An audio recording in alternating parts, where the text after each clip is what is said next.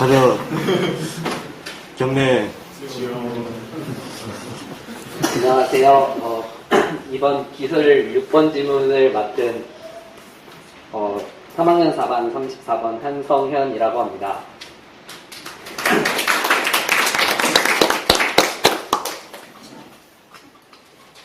네, 저는 기술 6강 지문을 일단 사람을 인식하는 홍채 인식의 과정이라고 하였습니다. 이 제목에서도 알 수 있듯이 이 글을 읽어보셨다면은 이 지문마다, 각 지문마다 이 홍채를 이제 어떻게 인식하는 그 과정이 아주 명료하게 잘 나와 있기 때문에 아주 쉬운 지문이라고 할 수 있습니다. 그럼 1문단부터 이제 정리를 하면, 이제 1문단에서는 일단 홍채 인식에 대해서 알려주는데요. 네, 홍채 인식이란 사람의 눈의 홍채를 이용하여 아주 사용자를 식별하는 아주 간단한 기술이라고 할 수 있습니다. 그래서 이때 홍채의 특징에는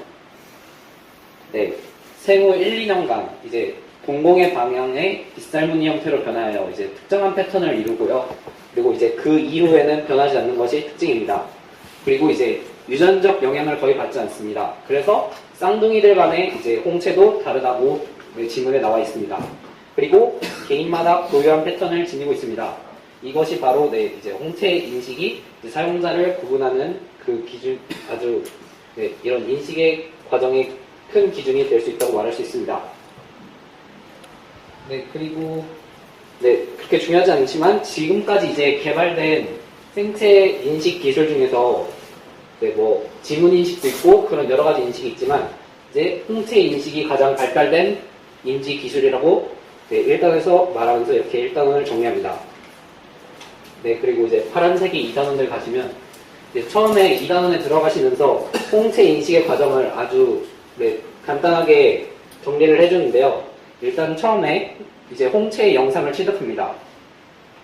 그리고 홍채 영역을 검출하고, 그리고 이제 그 홍채 영역을 검출할 때 이제 속눈썹이나 이런 눈꺼풀 같은 것들이 홍채를 가리기 때문에 이런 것들을 배제를 합니다. 그리고 이제 홍채 패턴을 홍채 패턴 코드를 이제 추출을 하고 그것을 이제 기존에 이미 기존의 홍채 코드와 매칭을 시켜보면서 이제 사용자를 인식하는 과정이라고 이렇게 간단하게 정리를 하면서 2단원을 시작합니다. 이제 2단원에 나와 있는 과정 중에서 가장 첫 번째인 홍채 영상을 취득하는 과정이 나와 있는데요. 이제 그 홍채 영상을 취득할 때 근적외선 카메라를 촬영한다고 합니다. 그냥 여담이지만 아시는 분들은 아시고 모르실 분들은 모르시는데 이제 홍채가 이제 그 빛의 양을 조절해주는 이제 눈의 기능이라서 이제 만약에 그 가시광선을 사용하게 되면은 그 가시광선에 반응해서 이제 홍채가 늘어나거나 줄어들 수 있기 때문에 그런 변화도 있고, 또 다른 빛의 영향을 받아 불안정한 영상을 취득할 수 있으므로 안정적인 근적외선을 사용합니다. 그리고 이에 반해 근적외선은 홍채의 변화가 나타나지 않고요. 그리고 홍채의 영역을 256단계의 다양한 흑백 영향으로 나타낼 수 있다는 그런 특징이 있었습니다. 그리고 3단원을 보시면 혹시 잘 안 보이시나요? 보여요. 색깔 검증인 것 같고. 홍채 영역 검출 단계를 이제 3단원에서 설명을 하는데요. 홍채 영역을 검출하려면 만약에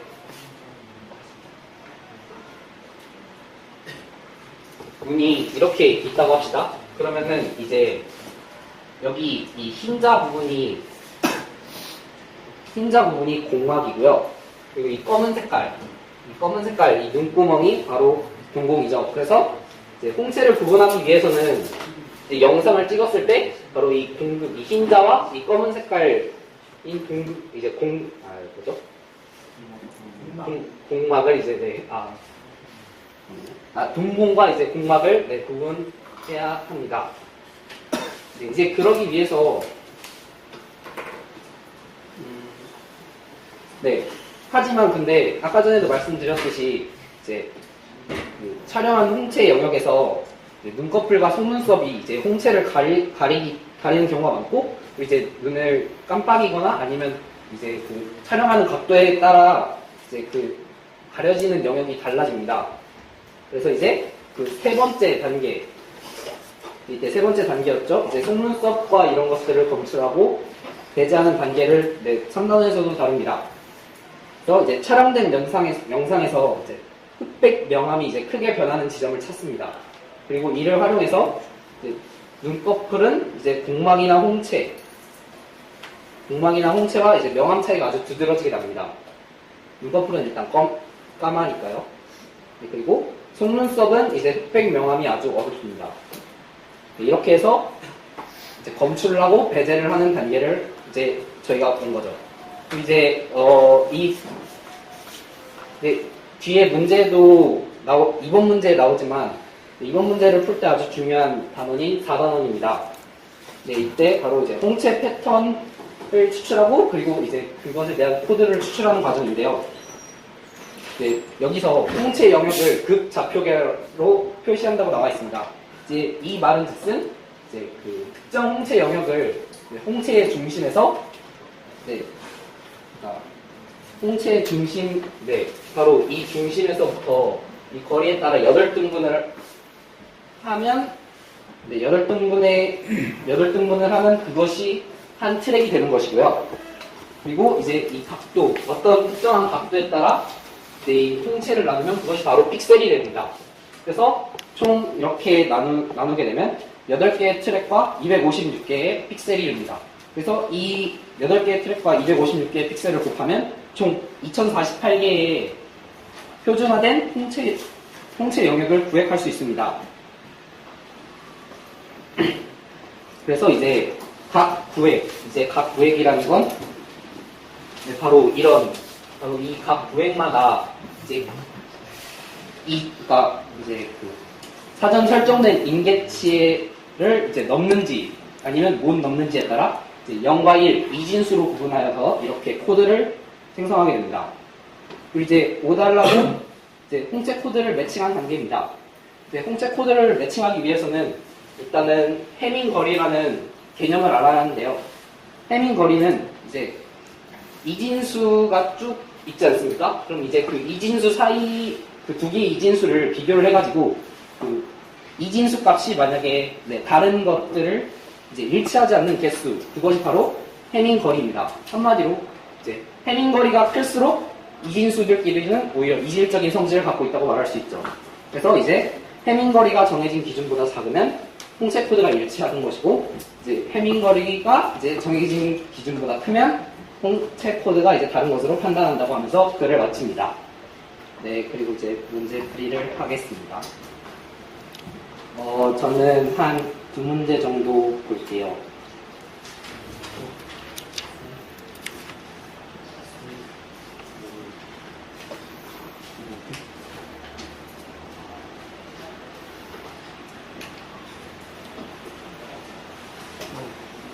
위에.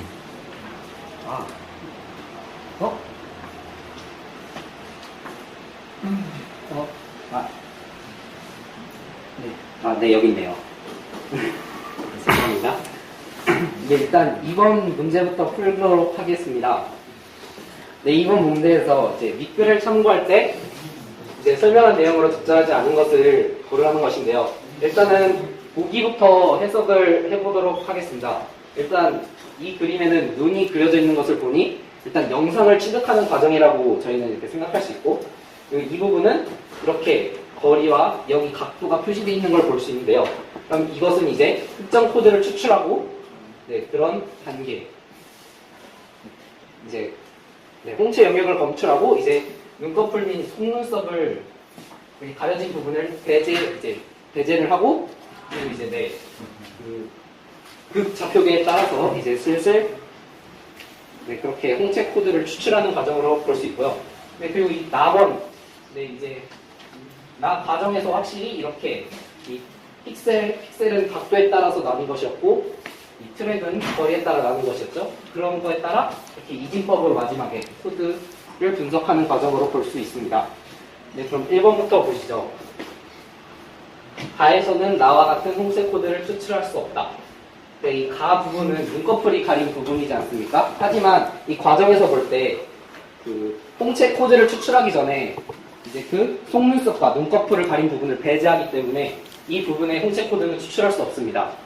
그리고 나는 특정 홍채 영역과 홍채 중심과의 거리를 나타낸다. 나가 어딨죠? 네, 여기 있네요. 트랙 부분인데요. 네, 트랙은 아까 전 거리에 따라 8등분을 한 것이라고 그렇게 지문에 설명되어 있기 때문에 중심과의 거리를 나타낸다고 볼 수 있습니다. 네, 그리고 3번 해밍 거리가 작을수록 추출된 홍채 코드의 나가 작아진다. 애초에 해밍 거리는 이 이진법에 따른 그 일치하는 개수를 판단하는 것이었고, 그리고 이제 트랙은 그 홍채의 중심에서부터 거리에 따른 것을 나누는 구간이기 때문에 이 둘은 별로 상관이 없다고 보실 수 있을 것 같습니다. 네, 그래서 적절하지 않은 것은 일단 3번이고요. 네, 그리고 다에서는 표준화된 홍채 영역의 구획이 최대 2048개 존재할 수 있다. 아까 전에 여기 트랙 8개, 픽셀 256개였으므로 두 개를 곱하면 최대 2048개가 존재할 수 있습니다. 그리고 백 명암의 관계의 인계치 설정이 바뀌면 나의 이진수가 변할 수 있다. 이때 코드를 추출하는 과정에서 그 기존의 인계치 설정, 이제 인계치를 초과하느냐, 초과하지 못하느냐에 따라서 이진법을 0과 1로 구분해서 하는데, 만약에 이때 인계치의 설정이 바뀌면 0과 1이 되는 기준이 바뀌기 때문에 이진수가 변할 수 있습니다. 네, 그래서 정답은 3번입니다. 네, 그리고 저는 3번 이거 디귿도 풀어드리겠습니다. 이때 디귿이 극좌표계를 사용하는 이유를 미세줄은 죄송합니다. 기억이네요. 네, 이게 그 극좌표계를 사용하는 이유를 아마 물어보는 질문이었을 것 같습니다. 네, 근데 이때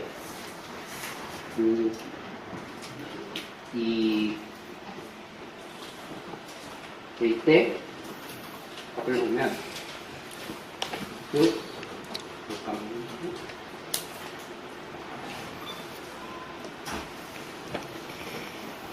어쨌든 이제 이게 극좌표계를 이용하는 이유는 일단 트랙 이제 8개 구간을 거리에 따라 나누고 각도에 따라 이제 홍채는 원이지 않습니까? 그래서 256개로 나눴다는 건 어쨌든 특수한 각도가 있다는 것이고, 아무래도 이제 처음에 말했듯이 근적외선을 찍었기 때문에 홍채는 거의 변하지 않는다고 만약에 가정을 한다면, 한마디로 트랙은 8개의 같은 능문을 했으므로 같은 거리, 같은 각도로 나누었다는 것은 결국 표준화를 하여서 2048개의 영역을 표준화를 했다는 소리와 같습니다.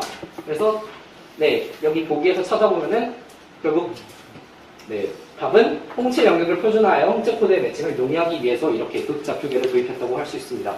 혹시 질문사항 있으신 분 있으신가요? 다른 문제나 없으시면 이만 발표를 마치도록 하겠습니다.